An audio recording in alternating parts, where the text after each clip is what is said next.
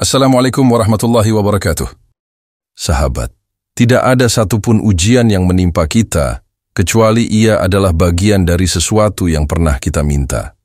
Mungkin tidak secara langsung, mungkin tidak secara sadar.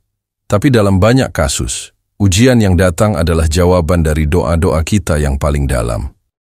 Kita sering tidak menyadari bahwa ketika kita berdoa memohon kekuatan, Allah tidak langsung menurunkan kekuatan itu ke dalam dada kita. Allah menurunkan peristiwa-peristiwa yang mengharuskan kita menjadi kuat. Kita berdoa agar menjadi sabar, maka Allah tidak serta-merta menanamkan kesabaran dalam hati, tapi menghadirkan situasi yang menuntut kesabaran kita tumbuh. Begitulah cara Allah mendidik jiwa, bukan dengan sulapan, bukan dengan keajaiban yang instan, tapi dengan proses yang terkadang pahit, menyakitkan, melelahkan, namun penuh hikmah dan pemurnian. Suatu malam, mungkin dalam sunyi yang paling hening, kita pernah berdoa, "Ya Allah, jadikan aku hamba yang sabar. Ya Allah, kuatkan aku. Ya Allah, bersihkan hatiku dari cinta dunia. Ya Rabb, jadikan aku dekat denganmu, tanpa syirik, tanpa ria, tanpa kebanggaan." Mungkin kita bahkan tidak ingat lagi kapan tepatnya doa itu terucap, tapi langit mendengarnya, dan langit mencatatnya. Allah, Rabb yang maha mendengar, tidak pernah alpa dari setiap helaan napas doa hambanya. Namun, kita lupa bahwa setiap permintaan besar akan dibayar dengan ujian besar. Kita lupa bahwa saat kita meminta sabar, Allah tidak serta-merta menjentikkan jari dan menanamkan kesabaran dalam hati kita. Tidak, Dia justru menghadirkan situasi demi situasi yang memaksa kita bersabar, agar sabar itu tumbuh dari dalam, bukan sekadar titipan yang rapuh. Saat kita berdoa meminta keikhlasan, Allah tidak langsung menghapuskan sifat ria dari hati kita. Ia justru menghadirkan kekecewaan, penolakan, dan pengkhianatan, agar kita belajar memberi tanpa pamrih, berbuat tanpa ingin dilihat. Allah adalah Rabb yang maha bijaksana. Ia bisa saja mengabulkan doa-doa kita dengan seketika, namun Ia tidak melakukannya, karena Allah tidak ingin kita menjadi hamba yang lemah, tapi ingin menjadikan kita hamba yang dewasa secara spiritual.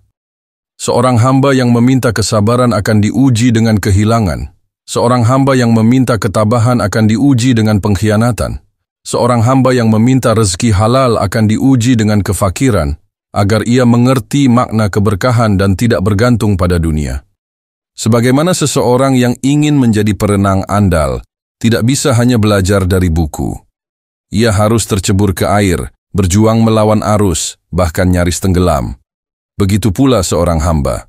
Doa-doanya tidak cukup dijawab dengan teori. Allah akan mengajarinya melalui realita. Mari kita buka kembali perjalanan hidup kita. Pernahkah kita mengalami sesuatu yang berat, lalu di akhir proses itu, kita justru berkata, "Kalau bukan karena ujian itu, mungkin aku tak akan berubah. Kalau bukan karena kesakitan itu, mungkin aku tak akan menemukan Allah Subhanahu wa Ta'ala." Maka saat itu kita mulai menyadari, ternyata aku memang sedang melewati jalan dari doa-doaku sendiri. Barangkali kita pernah berdoa agar Allah membersihkan hati kita, maka Allah cabut satu demi satu orang yang kita cintai dengan berlebihan. Barangkali kita berdoa agar Allah perbaiki hidup kita, maka Allah runtuhkan seluruh rencana kita.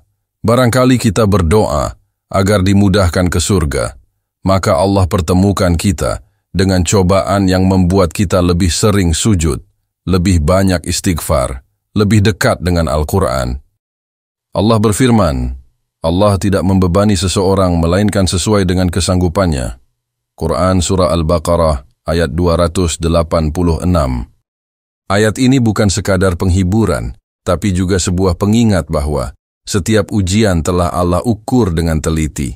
Ia maha mengetahui kadar sabarmu, kemampuanmu, dan titik terakhirmu. Maka, ujianmu adalah bagian dari rencana pendidikannya terhadap dirimu.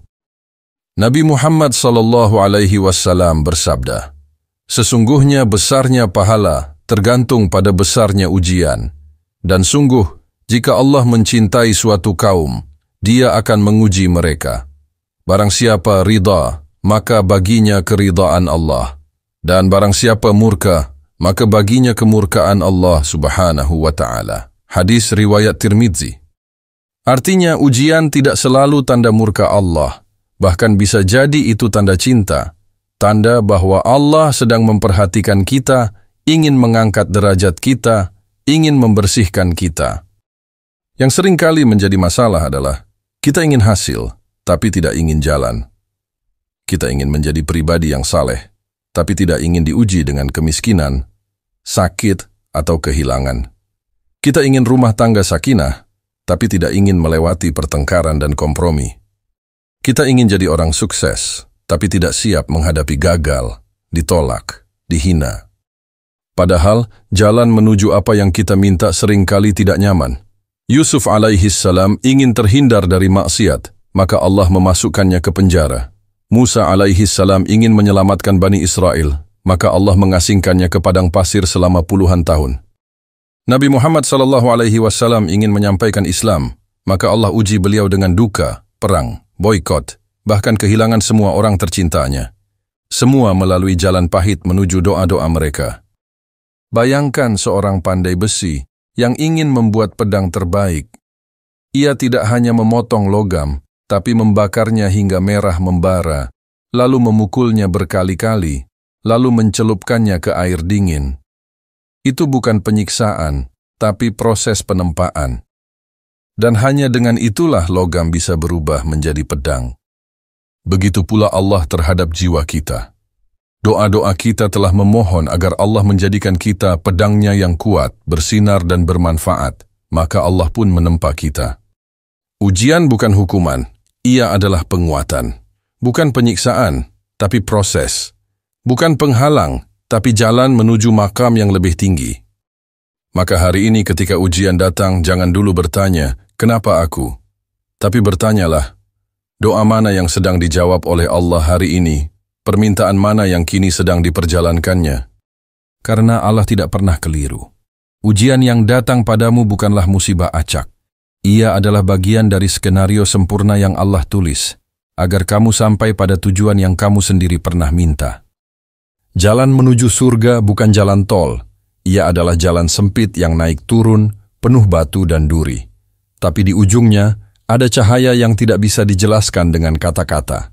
Dan yang bisa melewati jalan itu, hanyalah orang-orang yang pernah meminta surga dan bersedia menempuh jalan menuju ke sana. Jadi ketika kamu merasa hidupmu berat, pahamilah, ini bukan azab, ini adalah jawaban. Bukan murka, tapi bentuk cinta. Bukan musibah semata, tapi jalan menuju makam. Karena ternyata, semua ini memang jalan yang kita pilih sendiri, lewat doa-doa yang dulu kita bisikkan dalam sujud.